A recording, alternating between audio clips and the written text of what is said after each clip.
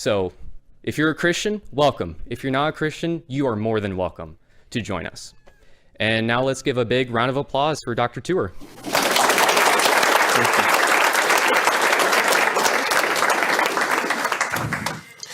Okay, with intent, there is going to be nothing about God in this. I think I mentioned right at the end, I write the word God to say, you did not hear me speak about God at all. So when people say that Tour uses God of the gaps arguments, or Tour has to bring God into this, or Tour has to bring in miracles into this, they're wrong. Okay? They're wrong.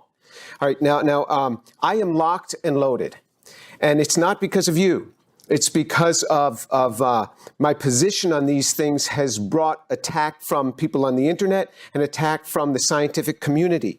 That's why I am locked and loaded. So if you think that I am being hard on people, trust me, I am an angel compared to the way that they treat me. Okay? So because I know in this day and age, you say one little thing that might, ruffle some feathers, and you look at people like, boy, they should be canceled. But it's going to happen tonight, all right? So there was a video put out a couple of years ago by Professor Dave, who's a guy named Dave Farina, and that has 786,000 views as of today. And he talks a lot about my motivation for doing these things. I was psychoanalyzed, and he knew things about me that I didn't even know about myself at all. And so I came out with a 13-part series. It's actually 14 parts because one of the parts is A and B, but say a 13-part series on abiogenesis. And so you can listen to all of those parts. And so you see, I don't have the YouTube following that he has. This has 43,000 views in the last year. In 2 years, he has 786,000. So, if you guys would just click on it a few times, bring the numbers up, that'd be helpful. And what I also did is, so you don't have to click on all the different parts, you can just click once, and now it's 9 hours of content. And you can just listen to it. Because I had to go through the science. It's just strictly science. I'm going through the science. And there's a lot involved there. And so then he came out with a 2-part series on me again. Now, these have got like almost 800,000 views, 900,000 views. And again, he says I'm still clueless. So we will address that, not so much tonight, but that will be addressed in due time. So it's because I have a day job that I can't just run in and make YouTube videos. And this is not easy because I have to actually read papers and go through the data on the papers. But he brought in, what was really good is he brought in 3 experts. And so now I can go after the experts because I'm not going after a YouTuber who it's very hard to engage. It's going like, you put a hook in Jell-O and it comes out. But I'm going after chemists. Only 2 of those people that he brought on knew that they were being brought on. One of them didn't even know. So I was going to go after the 2 today to show really their work on abiogenesis and what it's really like. But I only have time for one because it was so rich. There was so much to go through. So abiogenesis is the origin of life from non-living matter. And to construct any convincing theory of abiogenesis, we must take into account the condition of the earth about 4 billion years ago. These are not my definition. These are textbook dictionary definitions. All right? So this is origin of life. This has nothing to do with evolution, which is life from life. All right, what are the characteristics of life? Responsiveness to the environment, growth and change, ability to reproduce. You have a metabolism and breathe, maintain homeostasis, being made of cells and passing traits on to offspring. Homeostasis is the steady internal physical and chemical condition. All right, again, not my definition. This is what we've got to go after. All right, molecules don't care about life. Organisms care about life. Chemistry, on the contrary, is utterly indifferent to life. Without a biological entity acting on them, molecules have never been shown to move toward life. Never. All right, so a lot of people have tried to make molecules that are reminiscent of the molecules of life. For example, Eshin Moser, Sutherland, Devaraj Pauner, Krishnamurti. And they are origin of life researchers, OOL, origin of life researchers.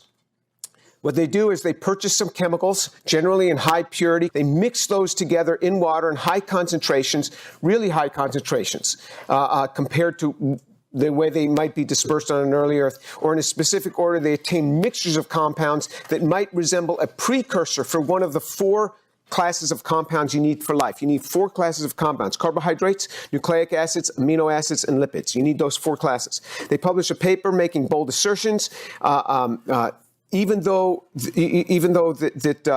before they do that, all of their compounds are stereo scrambled. They have very little control of relative stereochemistry, no control of absolute stereochemistry, and so they couldn't work anyway.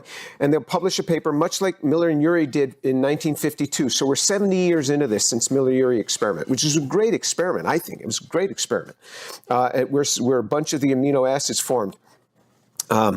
So they'll publish these papers, and then the layperson will say, you see, scientists understand this because the press has turned up the knobs, and then they encourage a generation of science textbook writers, and then you hear about these primordial soup models, which are a bunch of nonsense. We have zero evidence for that. The problem with these is this, that molecules decompose. Molecules that compose living systems almost always show homochirality. When you're building molecular systems, you need constant redesigns. So if you hook something on wrongly, you can't go back. Once you hook a moiety on, it's very hard to take it back off again. The synthetic reactions don't know how to stop.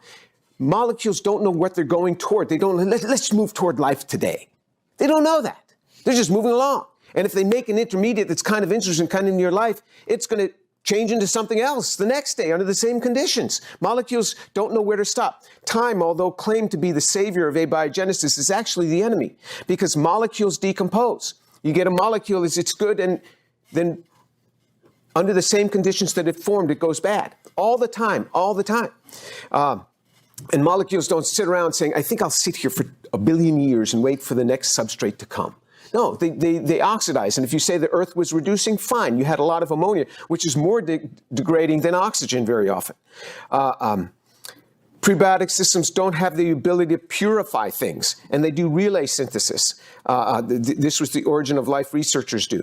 Reagent addition order is essential. It's like making a cake. You can't say, well, let's just put the icing into the flour. No, there's an order in which you have to go. And to build things, you have to control temperature, pressure, solvent, light or no light, pH, what the gas atmosphere is over this. Complex molecule building is hard. The characterization at each step is critical. In biological systems, there's characterization. It doesn't run spectroscopy, but you have enzymes that check things. And if it's not the right thing, then they'll pull it out and they'll chop it up and they'll use it to build something else. Mass transfer is the killer of everything. If you start with a kilo of something, kilo would be a lot if you had a particular thing. And how many steps could you bring that kilo before you would have nothing left? Because each yield might only be 1 or 2% yield. And all of a sudden you have very little material left. And the mass transfer problem to anybody who does synthesis, you run out of material. You try to optimize material and yields, and it's still hard. Nature keeps no laboratory notebook. So say it's going along, and hey, this is moving and now it runs out of material. And it took 400 million years to get there. Well, why doesn't it just go back and make more? Because it never kept a laboratory notebook. You don't keep a laboratory notebook, it doesn't know how to go back and do it again. These are all the big problems that happen. Here's the way synthesis is normally done. You take A, you mix it with B, and you get a number of compounds. A, B will couple together. You get AB1, AB2, you get a number of different compounds. Say AB4 is the one you want. Then you will separate out AB4 from the mixture of compounds. You purify that, and you take AB4, mix it with C, then you get AB4C1, AB4C2. Maybe this is the compound that you want. Then you separate this out and bring it on the next step, all right? Then you get the compound you want, you separate it out and bring on the next step. This is the way synthesis is done. Here's the way people who work in the area of origin of life do synthesis. And remember, if you think I'm being hard on them, there's no ad hominem attacks. None. If I hit them with an ad hominem attack, it was not intended. So I'm sorry. I apologize preemptively. All right? But I'm just saying their work is wrong. Their work makes no sense. It's nonsensical. I'm not criticizing the individual. I'm criticizing their work. Direct criticism of their work.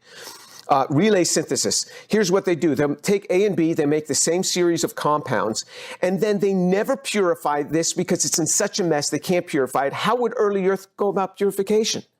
Well, it might crystallize. It might. We'll try to crystallize it. Go ahead. Well, they don't. Then they say, we see AB4 in there. It's a little blip on my HPLC, so it's in there. It might only be 0.1%, but it's in there. So I will go ahead and buy AB4. I will purchase it, and it'll be chiral, homochiral and pure, 100% enantiomeric excess, or as good as you can get. I will buy it that way, and then I'll go on. Well, wait a minute, that's cheating. They isolated that from a natural source, and then they took it on. And now he or she takes it on, and they get a mixture of different compounds. Say this is the compound that they want. They will say, it's there, I see it. Now they will go ahead and buy this, so they put upon the early Earth constraints that they would never be able to deal with. The heck with early Earth. That's early Earth's problem. Not my problem as origin of life researcher. Not my problem. That's early Earth's problem. You see how unfair that is? It's cheating every step. Nobody could get away with a synthesis like this. Nobody. I mean, reviewers would just laugh at you. But origin of life, you get away with it all the time because they cheat at every step. They cheat at every step. Scientifically, they cheat at every step. Chemically, they cheat at every step. All right, so here's you can just get this off the internet, and this is the prebiotic nucleobases and the roots to them. A lot of this is showing, if you look at these syntheses, they are exceedingly complex, very, very hard, and there is no absolute stereo control. So in other words, not controlling chirality here. In some cases, there's some relative control, but not absolute control. There's no absolute control. There's little or no control of relative stereochemistry. There's little or no accounting of yield. There's little accounting of purification, no accounting for mass transport. They don't say, hey, I ran out of material. Then they look at their notebook and they go back and they make some more, but they don't even really do that because they're only one step back. They just buy some more. It's cheating all the way. A prebiotic Earth would never have these luxuries. So if you just look at carbohydrates, or sometimes called sugars, sometimes called saccharides, and the polymers therefrom. So if we just take glucose, just D-glucose, it can have an open form and 4 closed forms. 2 is 6-membered rings, and 2 is 5-membered rings. There are 4 stereogenic centers, 16 possible isomers on the open form. There are 5 stereogenic centers, so 32 possible isomers. But that's times 4 plus the 16 from here. That's 144 possible isomers just of D-glucose. You already have D-glucose, but it can open or close in, and you can have all of these possible forms.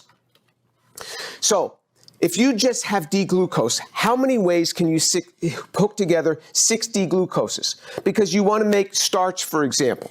You have to be able to build polysaccharides to have life. How many ways can you hook these together? Well, if you had nucleotides, say you had the A base, there's only one way. A. That's it. 6 A's hooked together. That's the only way. How many ways can you hook together 6 glucoses? It's over 1 trillion ways, over 1 trillion ways to hook this together. And you say, why? Because it's got all these different tentacles. It's got all of these alcohols, all these different, so it can hook together through one or through the other, through an open form, through a closed form, over 1 trillion ways. That's why nobody's ever done it. Nobody's ever made glucose with even relative control of stereochemistry in a prebiotically relevant manner that it is purified from its other material, let alone absolute control where you have to have a homochiral material. Nobody's ever done it. Nobody's ever polymerized glucose. That's how far away we are. Nobody's ever done it in a prebiotically relevant manner, means that you're not taking human-made design, human protecting groups, deep protecting groups, just what would be available on an early Earth. So, Steve Benner, he's the founder of the Foundation for Applied Molecular Evolution. Why would I talk about Steve's work? Oh, I can't imagine. You look at those videos that came out from Dave Farina, and you will see him saying things about my motivations and why I say these things. And I challenged him. You think that I'm only speaking behind his back. I'm not. I challenged him. We met together. We were at a conference in Israel in May. And I went, as soon as he got to the dinner the night before the conference, I went right at him. And I asked him, I said, did you ever watch my videos? And remember, this is 13 videos. All right, 13 videos of like 9 or 10 hours of videos. Did you ever watch my videos before you commented on them? Because you said that I said many things in there that I never said. And he said, well, it was on, but, I was kind of doing other things. Oh, I believe that. It was on. You turned on part 1. This was long before I launched the click once and watch the whole thing. It's just part. You clicked on part 1, and then you went and did other things, and it was just playing in the background. And then when you got done with that playing in the background, you went to part 2. You clicked on that, and then you went and did other. Yes, I believe you, Steve. Do you believe him? It's hard to believe. Is my voice like soft music in the background that people like to enjoy listening to this stuff? He's published this paper, Prebiotic Chemistry That Could Not Have Happened, meaning that chemistry is so easy, it must have happened on early Earth. Okay, I was interested in this. I wanted to see this. So here's what this scheme that showed in the paper, these different molecules that he could make. And you see all these carbohydrates here, this precursor to a nucleic acid and things like this. Wow, you think that these could happen? Let's look those articles up. So just look up the synthesis of the carbohydrates. So in that article, you have to go back to these other articles to see exactly how did he get this compound? How did he get this compound? So you go and you look up the article. So here's his paper where he talks about the synthesis of this. And so he says, one present obstacle in the RNA first model of the origin of life is the inability to generate reasonable hands-off scenarios for the formation of carbohydrates under conditions where they might have survived for reasonable times once formed. So he understands. He's a real synthetic chemist. I know the person that he worked for his PhD, real synthetic chemist. He knows that these molecules, under the conditions that they're made, they decompose. So how does the chemist make these? You watch the reaction. As soon as it's optimized and starts going to boom, you stop that reaction and then you fish it out. Because they decompose under the very reaction conditions in which they form. Lots of chemical reactions are like that. But he wants a hands-off scenario. So he picks on other origin of life researchers saying they have too exacting conditions. Early Earth would never have been that exact. Ours is a hands-off scenario. Okay, let's see how hands-off it is. And then he says, here we show how we can do this on a borate material, and it helps the formation, and it makes them stay around longer. It's a hands-off approach. It makes them stay around longer so that they don't decompose so fast. Okay, I want to read about that. Then he shows all the... just like, people would be embarrassed to show a mixture like this in a normal synthetic paper. Where are you going with this? But in any case, so he makes his D-ribose. D-ribose has a normal half-life under the conditions in which it forms in 5 hours. That means after 5 hours, you only have half as much as you had 5 hours before. That's what the half-life means. After 8 half-lives, it's gone. Well, he's stabilized this thing so that it lasts 45 hours, which is less than 2 days. When we're talking early Earth and prebiotic stuff, we're talking millions of years. You go from 5 hours to 45 hours, there's no difference. The delta is too small. It's just not there. And this is what you're proud of? That you've stabilized this? What is there something there that as soon as it forms is good? I mean, that's his stability. Now, you look at his D-ribose that he made. This is what the spectrum for D-ribose should look like. This is right off the internet. You guys who are taking my organic class, you're going to learn about C13 NMR by the end of this semester. So you can have an open form and closed form. And so there's D-ribose. Here's what he gets. If you know anything about chemistry, this is an utter joke. That's not a proton NMR. That's a C13 NMR. People would be ashamed to show this. Ashamed. Every one of these little peaks, this is not noise. Every one of these is a different compound. There's a bazillion compounds in here. It's totally useless. And this guy puts it in there as he's proud of it. Somewhere in there is ribose. Now, it's racemic, so you have the other mirror image there. But somewhere there is ribose. Okay? Now what? Now what do you do with it? It's in such a mixture you could never use it. But what does he do? Ta-da, he gets ribose. Go on to the next step. Well, where did you get that? Where did you get the ribose? He doesn't say. He says references Krishnamurti's paper. He says, Krishnamurti got ribose in his prebiotic work. Oh, okay, so I looked up Krishnamurti's paper. And you know what it says? He bought it. He bought it from Sigma Aldrich. It comes from a natural source. And then he reacts it with this compound. So Benner refers to Krishnamurti. Krishnamurti had taken ribose, which he bought, and he reacted with this compound, which all origin of life researchers say is prebiotically relevant. In other words, it could form on an early Earth. We're sure. And so I searched this thing down. I searched it. So anyway, so where does this reagent come from? So that's also in reference 48. You go to reference 48 and then it refers you to another paper and it refers you to another paper. So you work your way back. And so you can look at here's Krishnamurti's paper. And so he talks about this compound, these compounds that you need for phosphorylating these compounds. And you look up these references. So here it is, reference 4 and 5 in the Krishnamurti paper. So he referred me to Krishnamurti, and Krishnamurti refers me to references 4 and 5. So I go to reference, and then he also uses another way. And then if you look at the yields here. His yield of this compound, which Benner is going to use, is 29% yield of a 3-to-2 mixture. Hence, it's 17% yield of what he wants. This is starting with something that he bought chirally pure from a distributor that gets it from a natural source, and he's using all this chemistry that's not really prebiotically relevant. He has magnesium chloride around. So he uses magnesium chloride. I want you to remember that he injects magnesium chloride. He says magnesium chloride, it's going to be available. It is available. 2.5% of the crust of the earth is magnesium. Magnesium chloride is available. All right, so you get this compound. Now, does he take this and somehow get it in pure form? No, it's mixed in with many other things. He has to buy this in pure form or make it by another route in pure form. But nonetheless, where does he get this? This is a hands-off. Remember, Benner said, we do hands-off synthesis. Other people do hands-on. Well, what Benner does is he refers to people who do the hands-on. He says, well, I didn't do it. The other guy did it. Not me, it's him.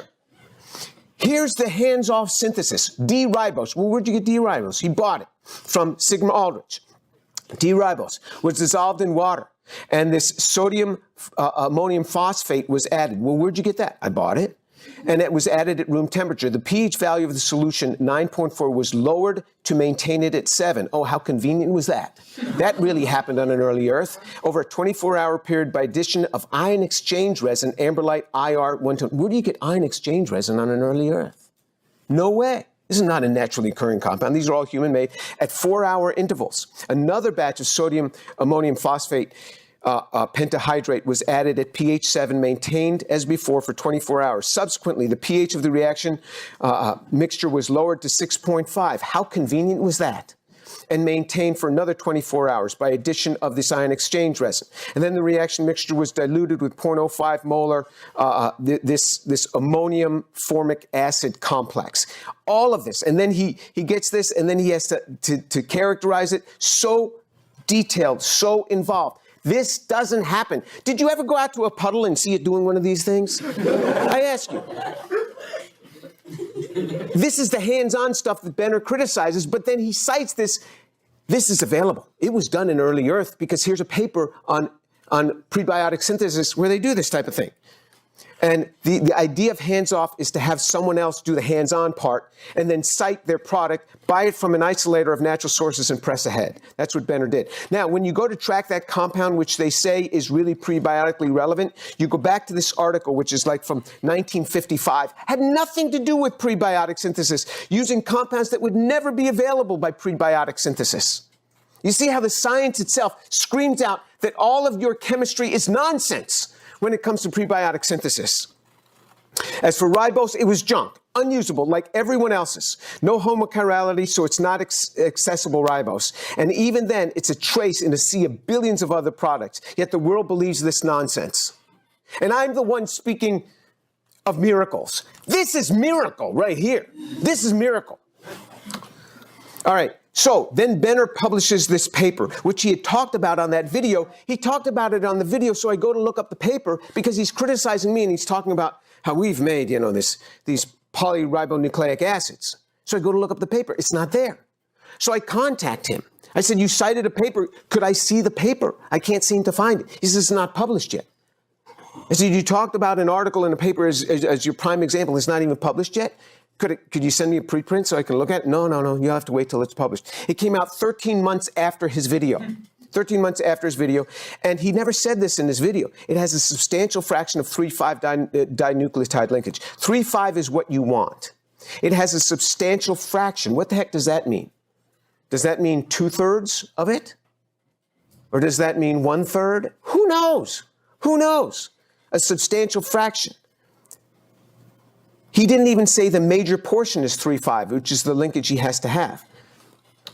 So, in a step growth polymerization, and then he goes on in the video about how you can do this with impure materials. That's garbage. You cannot do step growth polymerization with impure materials. There's something called Carruthers equation, which shuts the things down. It says it cannot happen. If you don't have 99.999% pure material, you don't get big polymerizations. It just doesn't happen. So that just can't happen. So here's what it is. If you look at RNA, you want to buy RNA. This is from the chemical manufacturer who isolates this from natural sources. Or they make it on a DNA synthesizing machine. They say you store it at minus 80 degrees centigrade. That's minus 112 Fahrenheit. You have to store it at that with lots of stabilizers to keep it really stable. You'd never want it around divalent cations. So this is the 3,5 linkage. This is what you want. Here's the base. Here's the 3' position going to the 5' position, 3' to 5'. That's how it's polymerized. Here's a 3' to 5', but here's now the 2', 5'. You see, this is 3', this is 2'. Here's 2'. Uh-oh, that is a wrong attachment. That one doesn't work for coding now into a polypeptide to make an enzyme, to do any synthesis. That's the problem, because RNA can couple through either the 2' hydroxyl or the 3' hydroxyl. And any chemist knows exactly what I'm talking about. And so you look up in his paper, and you click on the experimental of his paper, and in the experimental he put up a Word file, not even a PDF, and it has a different author order than on the original paper. It's really wild. But where did he get his ribose with his nucleotide triphosphate on it? New England Biolabs or Sigma Aldrich, he bought it. Well, why didn't you use the stuff you made? Because it's junk. Because he can't use it. He buys it. It's all relay synthesis. It's a game. It's a game. And you're all deceived. All of you. All of you are deceived. Until 7:30, then you're going to know. And he says you can do this on impure stuff. Well, then you read his experimental. Before every experiment, glass powders were treated for 20 minutes with 3% hydrogen peroxide. That's really scrubbing it off. Followed by 10 washes with ultra-pure RNase-free water. Well, I could see why you have to have RNase-free, because you want to not depolymerize this thing. But 10 washes with ultra-pure water, this could never go on an early Earth where you have normal impurities around. And why is that? Because what happens is that hydroxyl attacks that phosphate and the RNA decomposes. And it decomposes much faster if there's, what is that? Magnesium around. 2.5% of the surface of the Earth is magnesium. You want to be able to add magnesium chloride when you want it. But now when you don't want it, you can exclude it. How did early Earth know that? All right, and then you look in his experimentals and you see that it's got branching, it's got all sorts of crazy structures in here. So the 2,5 could never work. It has been shown by other people that characterize, and they honestly tell you, we made this on clays, and we always get 2,5 linkages. In fact, he says 75 to 80% is the 2,5 linkage. What's wrong with the 2,5 linkage? It doesn't work. It can't code for a protein. So let's just say, let's be gracious and say that he said a substantial fraction is 3,5 linkage. So we'll give him 2/3 of his material. So that's a substantial fraction. 66% of his material is 3,5 linkages. That means the other 1/3 is 2,5 linkages. That means 1 out of every 3 linkages is the 2,5 linkage, the wrong linkage. Well, what does that mean? Well, that means that you could never get even a single amino acid coded for, because each amino acid has to have 3 nucleotides coding for it. If 1 out of 3 has the wrong linkage, you can't even get a single amino acid out of this thing. And you're going around hyping this thing up like it's so amazing. Plus, if you have any of the 2,5 linkage, it acts as siRNA. That's called small interfering RNA. It stops the chemical reaction. Steve Benner starts with pure nucleoside triphosphate. He gets these mixtures he couldn't even coat for one. So then, you see, what do these guys say to the press, which you guys read? And it says, scientists announce a breakthrough in determining life's origin on Earth and maybe Mars. Look, we got to have a cell. We have to have a ton of infrastructure to have a cell work. RNA is not a cell. Even if he had an RNA, and he doesn't even have it. This is so not true. So let's see what Steve Benner says.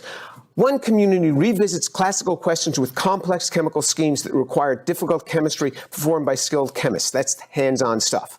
Benner explained. Their beautiful craftwork appears in name-brand journals like Nature and Science. However, precisely because of the complexity of this chemistry, it cannot possibly account for how life originated on Earth. You used it. You used their chemistry in your papers. You see what I mean? He took their hands-on chemistry and applied it, but he didn't touch it. In contrast, the Foundation study takes a simpler approach, and they talk about how they've made these nucleotides 100, 200 nucleotides long in length on this basaltic glass, which is this boron glass. It says the same impactors that formed the glass also transiently reduce the atmosphere with their metal, iron, nickel cores. RNA bases whose sequences store genetic information are formed in such atmospheres. The team had previously showed that nucleotides are formed by simple reactions between ribose, phosphate, and RNA bases. Didn't we just look at that paper? That you cheated all the way along? You never made ribose, you bought the stuff, and you used hands-on chemistry from someone else's reaction that didn't even use prebiotically relevant compounds. This may sound like a bunch of mumbo-jumbo to you, but you're getting enough to catch my drift. The beauty of this model is its simplicity. It can be tested by high schoolers in chemistry class, said Jan Spacek, who was not involved in the study, but who develops instruments to detect alien genetic polymers on Mars. Mix the ingredients, wait for a few days, and detect RNA. No, you won't. No, you won't. If you don't wash that 20 times with ultra-pure water and wash it with hydrogen, you're not getting this. No way. The Carruthers equation tells us that. They say the same rocks resolve other paradoxes in making RNA in a path that moves all the way from simple organic molecules to the first RNA. For example, borate manages the formation of ribose, the R in RNA. It does not. It gave a billion compounds. And that ribose would be totally unusable. You didn't even use it. How do you expect early Earth to extract from that? Benner added, this path starts from simple carbohydrates that could not have formed. He loves that term, in the atmosphere above primitive Earth. Thus, this work completes a path that creates RNA from small organic molecules that were almost certainly present on early Earth. A single geological model moves from 1 to 2 carbon molecules to give RNA molecules long enough to support Darwinian evolution. Is that not enough to make you vomit? I mean, come on. How do you go from small molecules of a bunch of junk that you made, even if you had the RNA that you made? Now you've got Darwinian evolution? So you got life now? And that life is now genetically passing on to offspring? Even Jack Szostak, which himself, we'll see more about Jack Szostak. He's a Nobel Prize winner at Harvard. Here's what he says about Benner's work. If you think I'm being hard, here's what Jack Szostak says to a Science magazine. He says, I find it very frustrating that the authors have made an interesting initial finding, but then decided to go with the hype rather than the science. So if you think I'm being judgmental, I mean, he's telling the press this. I'm just telling my community. All right, lipids in the cell membrane. So protocell experiments, they buy homochiral diacetyl lipids and they shake it together. They make these vesicles and they say this is a protocell. It is not a protocell. It is garbage. And the reason is anytime you have a cellular membrane, you have to have different diacetyl lipids on the outside than on the inside. You have to have them different. And why do you have to have them different? Because you have to have a proton gradient to form. Without a proton gradient, there's no life. Plus, you have to have a lot of transmembrane proteins. You have to have glycoproteins on the surface. Cell membrane is really complex. But even just your membrane itself could never work. Nobody knows how to make the outside different than the inside. How does How do biological systems do it? They have enzymes called flip-base enzymes, and they'll take things and they'll flip them over and move them to the other side. Remember, there's no enzymes there. Chiral-induced spin selectivity. Is homochirality necessary for life? And the answer is yes. Here's what biological systems can do. They can take two hydroxyl radicals, and they can have them form hydrogen peroxide or oxygen plus 2 protons. How on earth do biological systems do that? We are just learning in the last 20 years how this is done. And it's because the electron here is spin polarized. It's either spin up or spin down. These can travel down chiral surfaces, and these are spin valves. They only allow one of the electron spins to go through and not the other. And that's how you get the two surfaces. One is anti-parallel, one is parallel. It's a spin valve. We don't know how to do synthetic chemistry like that. We don't know how. That's how nature does it so cleanly. So what we're learning is that all of biological systems have this chiral-induced spin selectivity going on, and that's why biological system yields, like in our class, we make 45% of this, 55% of this, 70% of this, and 30% is other junk. How? Why? And in biology, you're getting 99.999% yield or better. And the little bit that isn't right, it has scroungers that go around, find that, and take it out because it would gum up the works. How does it do that? Through chiral-induced spin selectivity. Yes, there are van der Waals interactions, which is this hand in glove we talked about for enzymes, but now you have chiral-induced spin selectivity, which is the thing that dominates. We didn't even know this 20 years ago. I didn't learn this when I was your age. I just learned this 20 years ago. And many chemists don't even know this to this day. And certainly biologists don't know this. The interactomes. If you just look at the protein-protein interactions in a simple yeast cell, yes, yeast cell is very simple. Just protein-protein interactions, and we're learning that non-covalent interactions have to all be aligned. Non-covalent interactions have to be aligned here. And the reason they have to be aligned because information travels down these by electrostatic potentials. There are 10 to the 79 billion combinations of how these could be ordered. The number of elemental particles is 10 to the 90. You think that's a big number?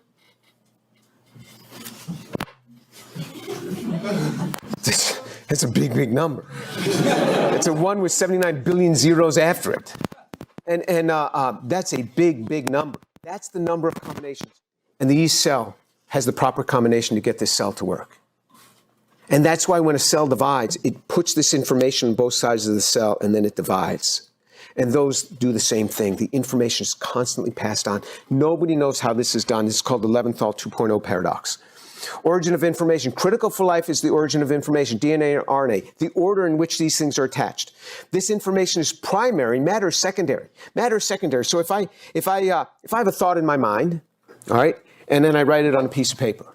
Now it was stored in interconnect pathways in my brain. Now it's written down on a piece of paper. Now I take that paper and I type it into my computer. It goes into a flash memory. It goes actually into SRAM right away. And then when I hit save, it goes into flash memory. Now I take this and I upload it to the cloud. So it goes through an RF wave to the box on the wall, wherever that is, and it'll go into that box just through an RF wave. So that information has been here, it's been on a piece of paper, it's been on SRAM, it's been on flash memory, now it's in an RF wave. Then when it hits that box, it goes down a wire. That information is going down a wire. Then it goes through a server farm into another flash memory. The matter upon which it resides is secondary. The information is primary. The information is the key, and the matter can keep on changing. We don't even know how to make the matter, the carbohydrates, nucleic acids, lipids, and proteins. I can do the same thing with Lee Cronin and his protein garbage that he had in what he talked about. It's all a bunch of nonsense, but this will come out on my YouTube channel, Dr. James Tour. This is coming out. It's going to come out, and all of this will be exposed. All right, a synthetic cell. You say, well, we've read there are synthetic cells. You're not telling the truth. People have made synthetic cells. Oh, yeah? Okay. In 2010, Craig Venter's team copied an existing bacterial genome and transplanted it into another cell, and he called that a synthetic cell. That means that I buy a Corvette. And then what I do is I buy another Corvette, and I take the computer control chip out of the first Corvette, and put it into the second Corvette. And I say, bah, I made that Corvette. No, you didn't. You just took something out of an existing bacterial genome and transplanted. 2016, Venter's team did something similar. They removed all but 473 genes from a natural genome and transplanted it into another cell. It didn't work very well. Couldn't reproduce. So in 2021, they added 19 genes back to get it to work a little bit better. And they call these synthetic cells. And people say, Tor, you're wrong. Because I just read a paper where they said, you got to read the paper. You can't just read the title. You got to read the paper. And this is what happens to a lot of people. They say, Tor, you're wrong. You say amino acids don't polymerize in water. I read a paper that says peptides form in water. Yeah, with special activating agents, and you've protected them so you no longer have amino acids. You don't have zwitterionic structures. If you just read the title, you get completely misled because these guys are not to be trusted because they're telling you things that are going to really mix you up. All right, a challenge. Make the simplest living cell. A Nobel Prize would probably be awarded very quickly for the first person who makes a simple cell. Not a complex cell, a simple one, because people will always argue, well, cells were much simpler back then. Well, how simple were they? Well, this has been computed. So bioengineers have computed how simple a cell could be. The simplest cell has to have DNA replication, repair, restriction, and modification machinery, has to have a basic transcription machinery, has to have amino acyl tRNA synthesis, tRNA maturation, modification, ribosomal proteins, ribosome function, maturation, modification, all the way down. And even with all of that, it has to be able to get all 20 amino acids exogenously because it has no ability to make it. It's too simple to make it. This is nanotechnology. This is building systems out of nanocomposite.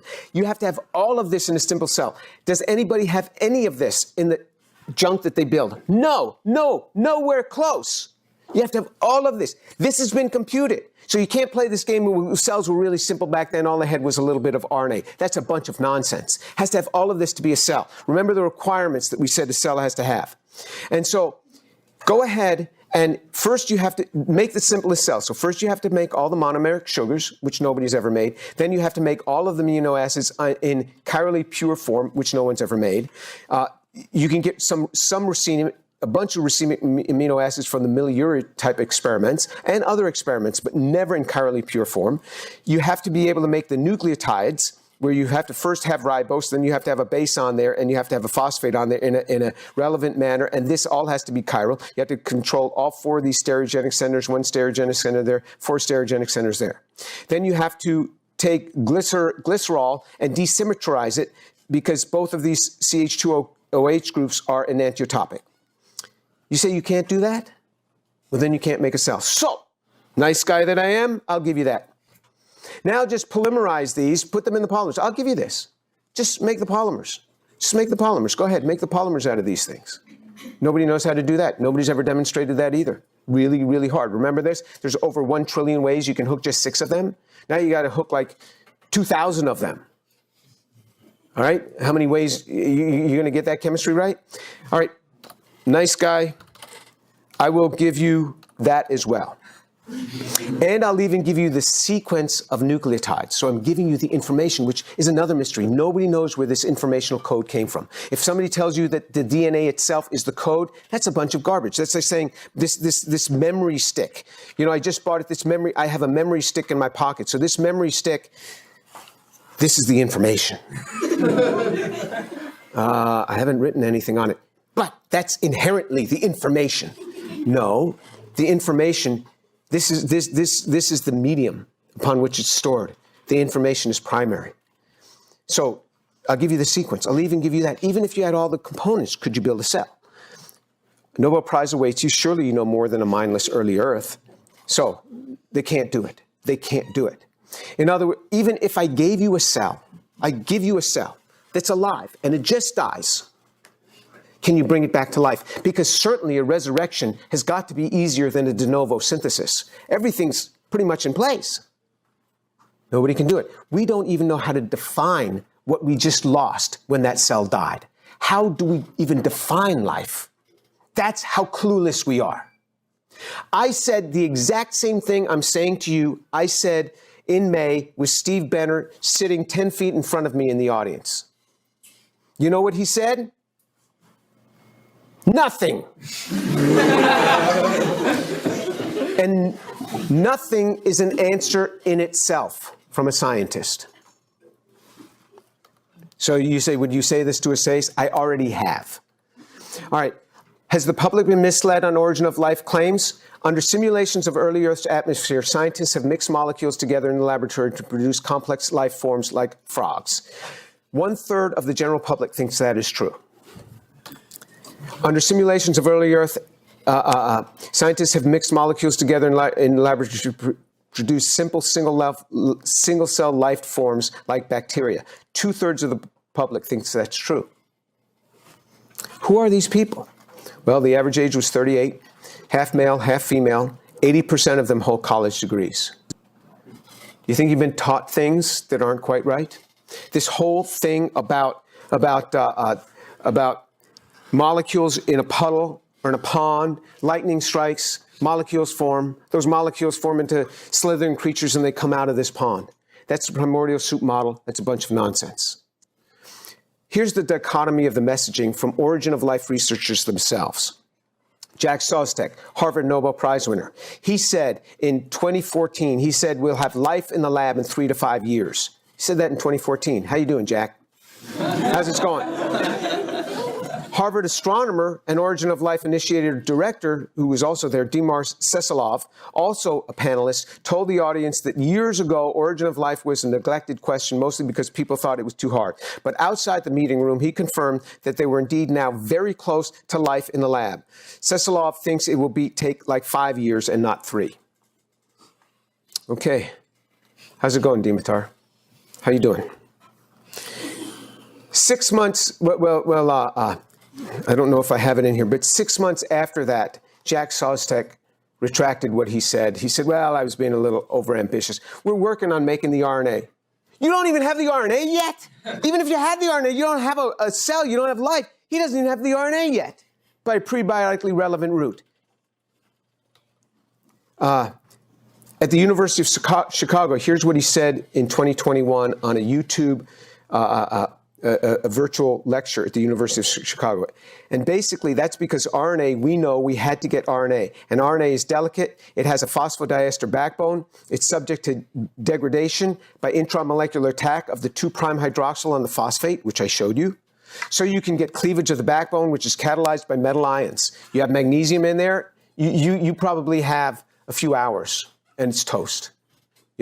So we don't have millions of years. Everything has to actually happen pretty quickly. The synthetic processes have to be faster than the degradative ones. He can't even get RNA.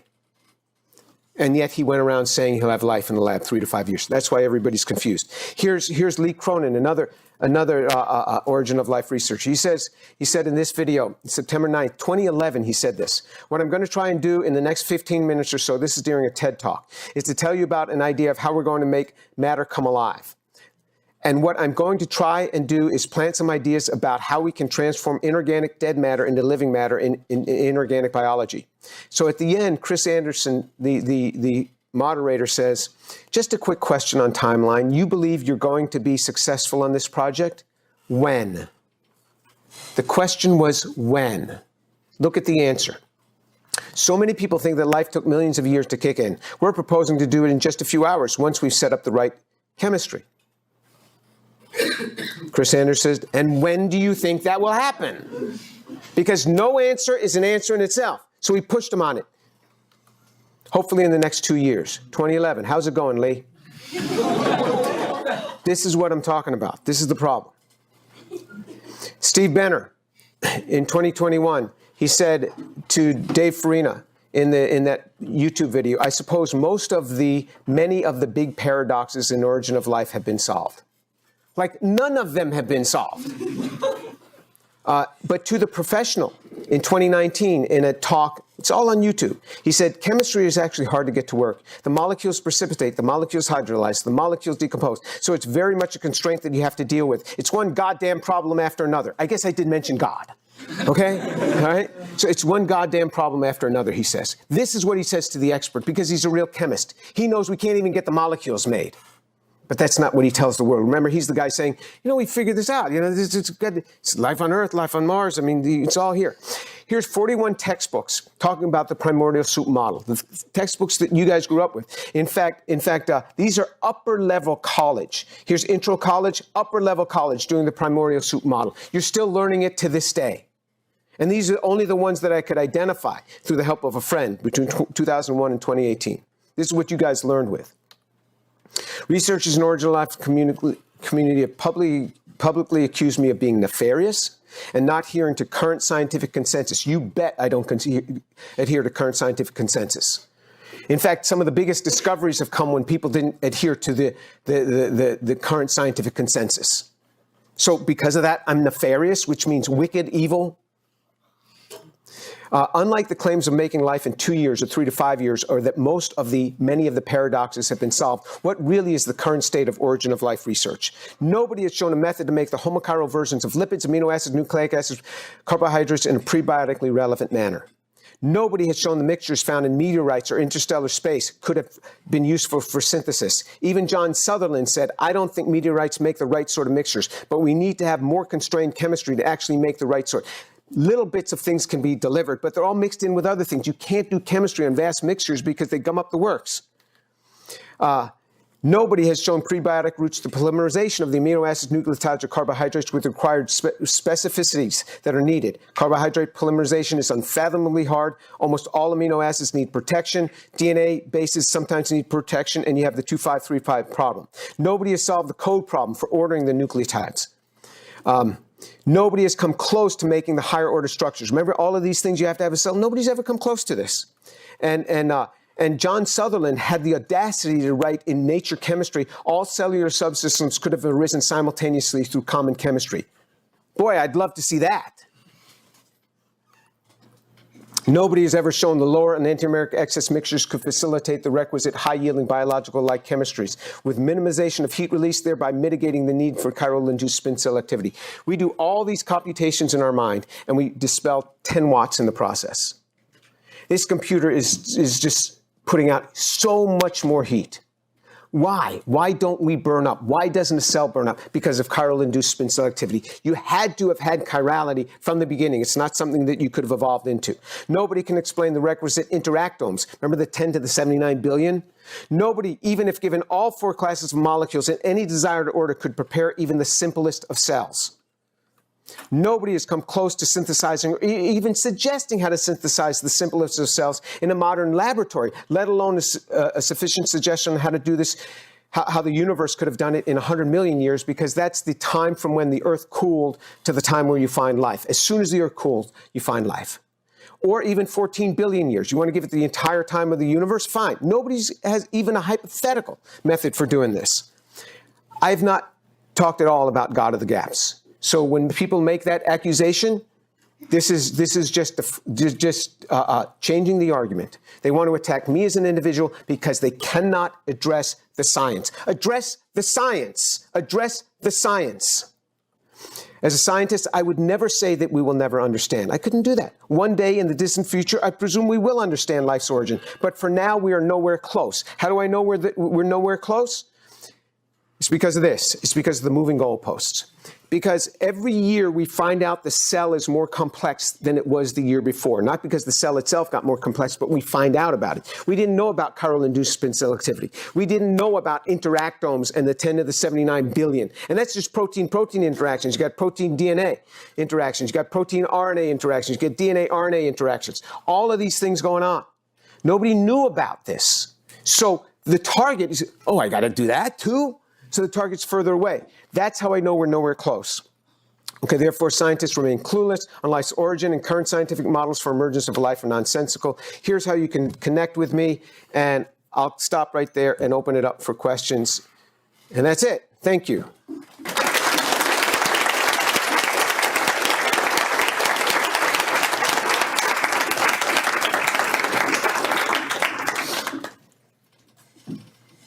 Yes.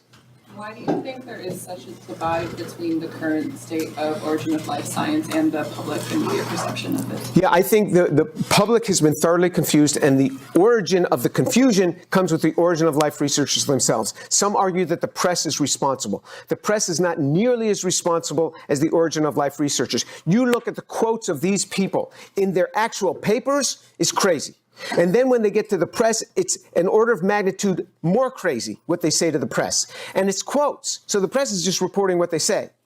And when you do that, you get more money. You get more money for your research because people say, well, you were just on the verge of doing this. That would be a really important advance. So you get more money if people think you're close. If you just say, I just spent a 40-year career doing this, and we're further away than when I began. Who's going to fund that?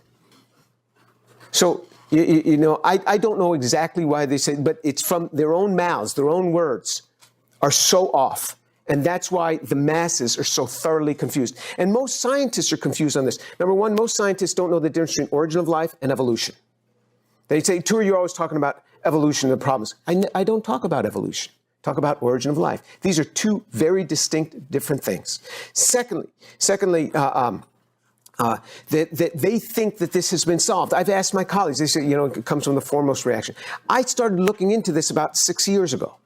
Before that, I assumed people had much better models. So scientists, it's not like they're looking at origin of life papers. Nobody cares.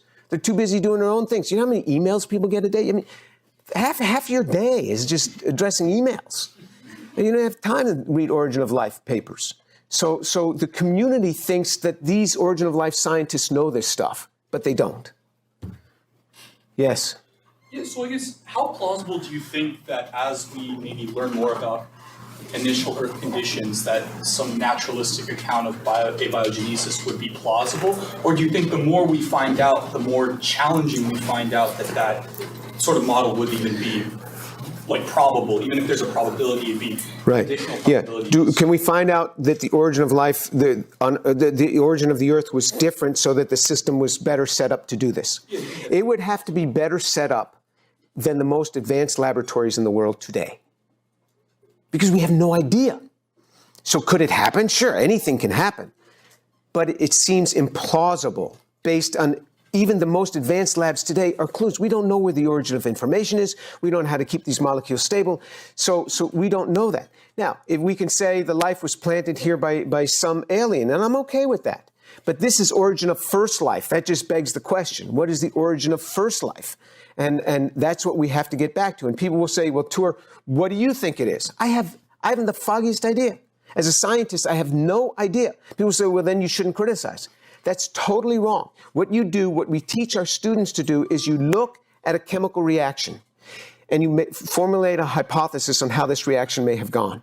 Then you look at the details. If any of those details say that your hypothesis couldn't be, you get rid of that hypothesis and you think of another. I am shooting this down because maybe one day one of you folks will come with some great advance, but you're not going to come with a great advance if you keep being told we've about got this thing solved. You'll come with a great advance if you say, everybody's clueless on this and I have a thought on how this might happen. So that's why I'm doing it. Yes?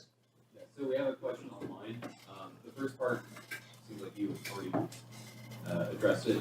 Do you consider current pursuits in prebiotic chemistry irrelevant or just overhyped? If you could change in the way origin of life field works scientifically, how would you propose we change the way we approach the question of origin? Right. Okay, so the question that came in from the internet is that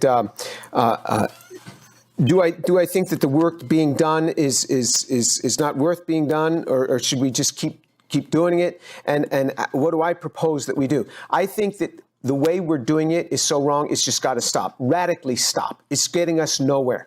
And I say we have something akin to a DARPA challenge. What DARPA does is when they have it, the community is stuck on solving something. So they have DARPA challenge. They don't invite in any of the old guys who've been working on this for 40 years. They want young, fresh minds on this. And you can't do anything that's the same as what's been done, and give us some fresh proposals. That's what we need. Because what I say is all of the origin of life researchers that are working today will die of old age before they solve this problem. And their students will die of old age before they solve this problem, because I know that we're nowhere close if we keep going down the same way. So I think that there's no use in continuing the same work. We need some totally fresh ideas that are much different than what we're doing today. Is there another question? Yes. Yeah, I guess I have two questions. One is, could you see like life having some different like structure, like maybe non-carbon based, or just like carbon based, but somehow operating differently? And then two. Wait. So could I see something that's non-carbon based? Sure, you could have silicon. The problem, the great thing about carbon, it forms very, very strong bonds, and the bonds do not easily hydrolyze. When you talk about other elements, water has a tendency to break those up. You talk about polysilanes, you get silicon oxide, which is sand. And you get these very stable compounds that are then dead ends. So the ways you can transform carbon is very broad compared to any other element in the periodic table. And the strength of the bonds, carbon bonds to itself and to many other atoms, very strongly, and under certain conditions, they're modifiable. That's not the case with any other element. That's why there's a whole branch of chemistry called organic chemistry just around the element carbon. So it's hard to envision that, but it doesn't have to be based to carbon. I mean, there's a reason that we eat carbon-based materials, because we're made out of carbon. If we were made out of silicon, we'd be eating sand or something like that. We'd be eating something different. Go ahead. Your next question. Yeah, and then the other thing is, like when we look at like processes in the cell, like overall, like how optimized are they compared to like how optimized they could be? Like for example, you mentioned like how our brains are much more power efficient if doing computations in a computer. Is there like cases like where processes in the cell like seem just like so much more efficient that they're almost like ideal? Are cells so efficient that they can be ideal, these processes?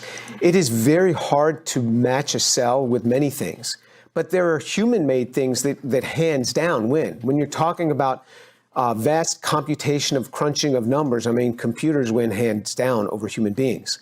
But as far as the operations within a cell, the making of molecules, it's really exquisite. But it can't willy-nilly just say, hey, I want to put an alcohol there really easily. You don't have an enzyme for that, so you have to genetically modify your DNA to start making some genetic modification that's going to modify an enzyme that'll put a hydroxyl group there, where synthetically I can just go in a lab and boom, just do it. So people are a lot broader in what we can do than a cell is. A cell is very specific to keep it alive. But what it does amazingly clean in ways that we today can't rival. But in 500 years, we may be able to rival. If you asked a man or a woman in the 1700s, when would we have space flight? If they said, I don't know, 300 years, they'd have been right. It was unfathomable in the year 1700 that we'd have space flight. We knew in 1700 that it was not going to happen in 3 to 5 years. We knew it wasn't going to happen. And if anybody said it was going to happen, you'd think back then you'd lock them up. We know we're nowhere close to this thing, but cells are specific. They do a certain job. You can modify them at the genetic level. You can go in and change the genes to change the enzymes to do some modification. But synthetic chemistry that human beings do is a lot broader in what the changes we can make.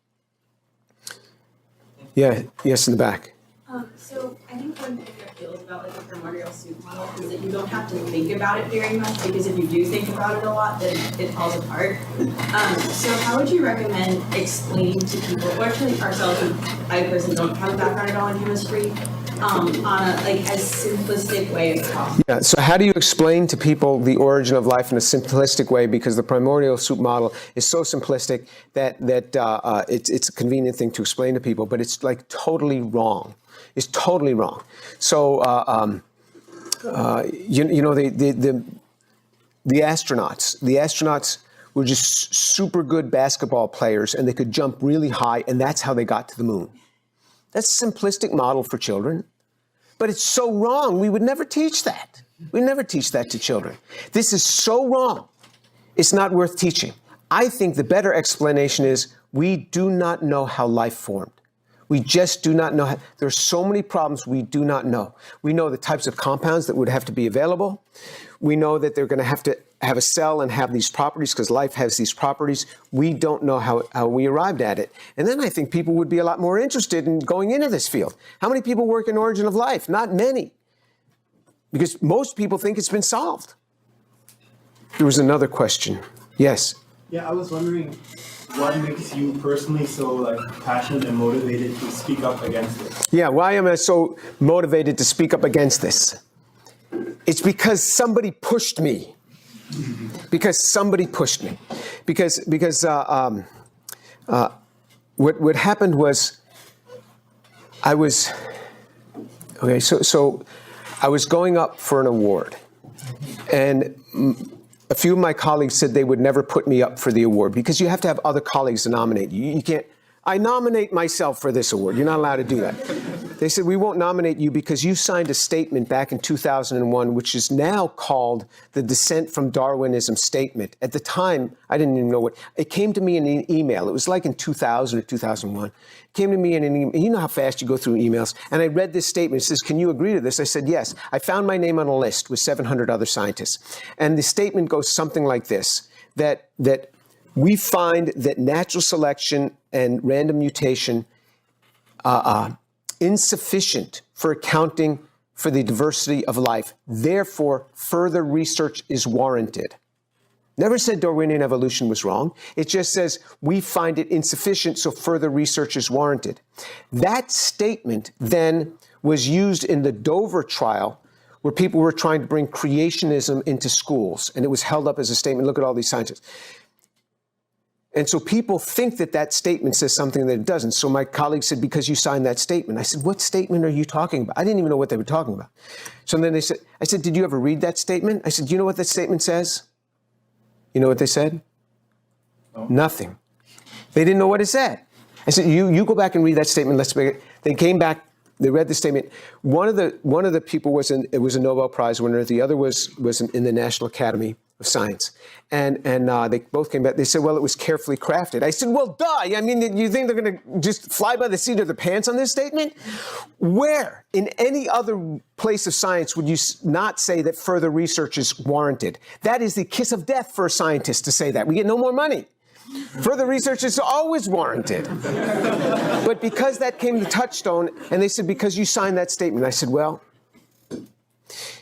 if that's the bottom line, that's the end, I was just minding my own business. Not anymore. And so I started looking into this, and I wanted to track back Darwinian evolution to the beginning, which brought me into Origin of Life. And I started looking into Origin of Life, and I thought, this is smoke and mirrors. This is smoke and mirrors, and nobody knows this except me. Because you have to be an organic chemist to really understand this, number one. Number two, you have to be interested enough to go after it. And number three, you have to be willing to take the shots like I heard came on Instagram when people heard that I was going to speak. Look, they've said all that they're going to say, and that just catalyzes me. It lowers the activation energy to get to the other side of this equilibrium. And every time people say, he's nefarious and he's going against current scientific consensus, I'm like, yes, I'm going to go even more, and I'm going after you. Any other researcher that goes on this Dave Farina's program, I'm going right after them. I'm going to expose their work. Whoever goes on his channel, their work will be exposed. Because they went on a social medium to talk about this stuff, and I will go right after them on the same medium. People say, why don't you just write papers about this? I have. I've written 5 papers about this. People ignore them. People ignore the papers. I am trying to reach the masses. I'm not trying to reach my peers anymore. I'm trying to reach the masses, and that's why I'm doing this. That's why you need to subscribe to Dr. James TV. Yes. I think what you're talking about brings up maybe a deeper concern about science education and how people are taught that science is done, as opposed to it being this methodology where you ask questions and do experiments. It's, you accept this sort of canon literature, canon set of trust. How do you think we can convince maybe the public that no, like science works as this iterative process where somebody has a hypothesis, somebody points out a problem with this, it becomes further refined as opposed to just these people are right and these people are wrong because they're in the majority. Well, this is an area that touches to life itself, so I don't like to psychoanalyze people. I don't like to suggest why they say what they say, because so often I don't even know why I say what I say. And I say things and I walk out of there, I'm like, do I even really believe that?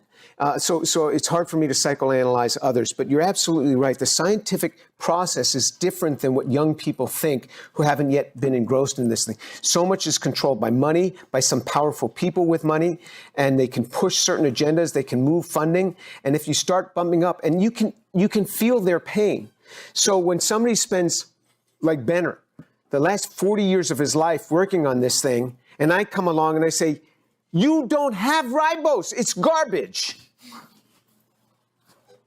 I can see how that would hurt. And so, I can feel their pain. I do. I feel their pain. If somebody were to say, all this time you were talking about graphene, you never made graphene. I'd be like, yikes. What am I going to do now? Either I can just dig my heels, yes, it is graphene, or I can say, yeah, I was wrong. For the last 10 years, I've been wrong. If you like the content that's coming out on this channel, I've not monetized it in the sense of advertising, but if you want to give and you want to help support it, you can give to a 501c3 so it's fully tax deductible, and you can see the link below. We'd love to have your participation, and there's several mechanisms by which you could give. Thank you.